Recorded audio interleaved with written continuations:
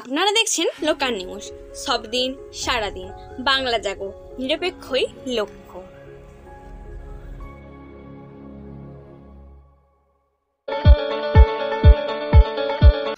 রাধাকৃষ্ণ মন্দিরের বর্ষপূর্তি উপলক্ষে শোভাযাত্রা।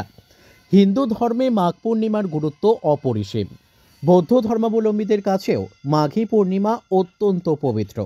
মাঘী পূর্ণিমা তিথিতে বুদ্ধদেব তার পরিনির্বাণের কথা ঘোষণা করেছিলেন। পণ্ডিতদের মতে সব পূর্ণিমার চেয়ে মাঘী পূর্ণিমার গুরুত্ব আলাদা। মাঘী পূর্ণিমার সঠিক তিথিতে পবিত্র নদী, জলাধার বা নদীর মিলনস্থলে পুণ্যস্নানের আয়োজন করা হয়ে থাকে।